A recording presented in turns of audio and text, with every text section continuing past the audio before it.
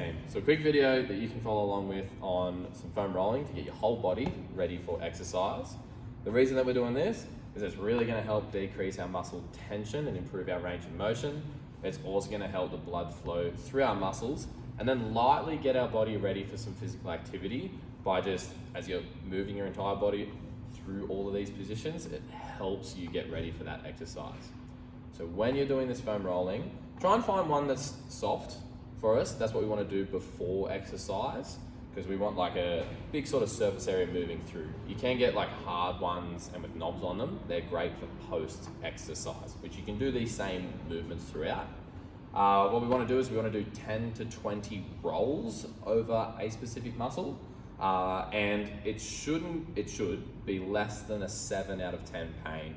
If you're foam rolling something and it's like more than a 7 out of 10 pain, stop foam rolling on it or take some pressure off it, because there's probably something pretty sinister going on. Anyway, please follow me.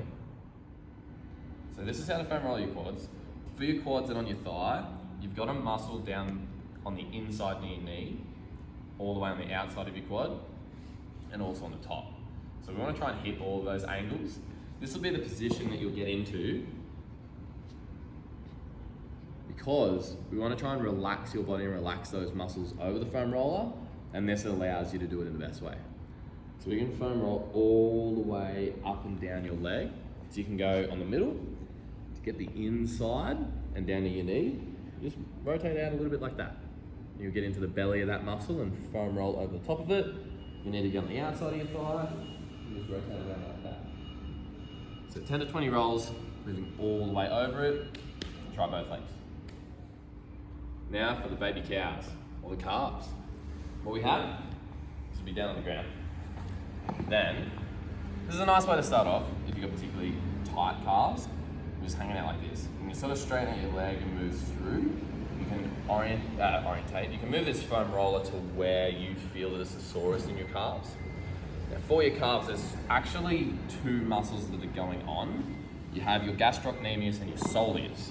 So your gastrocnemius is this one, your soleus is this one. Your soleus is underneath your gastrocnemius, so you want to go onto the side of your calf to try and get that bad boy. So when you're foam rolling, you can come a bit more up to the top, you can go on the inside or the outside and change the angle, but on the outside you can also get that soleus, and that's usually the tight one and the sore one. So if I do this, it might actually quite tight. I'll be getting a little bit more of that soleus. The fun part is that for this, you can rest your leg on there if you feel you need some more pressure, but generally you're on your hands, you're foam rolling up and down, or if the pressure of your body weight is a little bit too much, you can just do this with your leg. So that's how you can foam roll your calves, again going all the way up and down that body. Try it out. Now it's time for your hamstrings. So for these ones, generally it's just straight up and down underneath your thighs, what we want to look for. So you have one on there like that. But we're just going all the way up and down. So your hamstrings don't get too much out of foam rolling, but this will be good before exercise because it'll help the blood just move through. It'll help you move around it, yeah? It will help reduce it a little bit. If you want some potency on your hamstrings, stretching might be the way to go for you. Do this first, 10 to 20 rolls. Now for your lats, this is a muscle that generally, it gets quite tight through our life and whatnot. If we've got some upper body movements, particularly overhead, releasing this bad boy will work out quite well for you. So best way to go about it is we're going to lay down, bit of an angle on the foam roller, like this. So this way you can sort of use your leg to move up and down a little bit, arm relaxed out here, and the spot that we're looking for is the back of your armpit, somewhere in there. What you can do is you move your torso like this, and you can rotate back and forth until you do find a nice tender spot. So there's back and forth like that. There's also up and down like this. So that foam roller is moving up and down my rib cage. You can change the angle of your arm a little bit. Can get a little bit tricky, but you'll know when you got the spot because it's, and it's super tender in there. Relax over it, relax the arm, and move the foam roller like that. If you do have, you can get the hollow foam rollers. You can actually move the foam roller with your hand like that if you're in a really tight spot. 10 to 20 rolls, try that out. So now for foam rolling your back muscles, In your back, generally, there's sort of two spots. You've got your lumbar, and then above my thumb and below my thumb is your thoracic. Your lumbar spine is designed to be quite tight and taut and stable, and your thoracic is the one that you more want to foam roll. If you would like to, feel free to foam roll your lumbar, just don't go crazy on it. You do want a bit of tightness, but your thoracic is what we're aiming for this. If you do want to foam roll your lumbar, it's just up and down like that, but again, not too much on it. You want it tight. You can go side to side as well to hit some different angles in your lumbar. But for your thoracic, we want to get that upper curve, so sort of bottom of the shoulder blades to the base of the neck, and this is the best way to do it.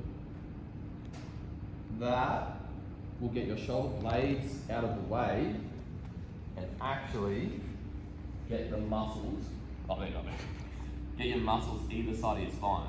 So if your shoulders are back like that, they'll actually bunch up and the bone will stop the muscle being able to be foam rolled. But if you have your shoulders forward, it allows those back straps to actually be foam rolled. So there you go. Up and down just like that. You can go on the side a little bit to isolate each one. That should feel quite nice. Last one for your glutes, those butt muscles.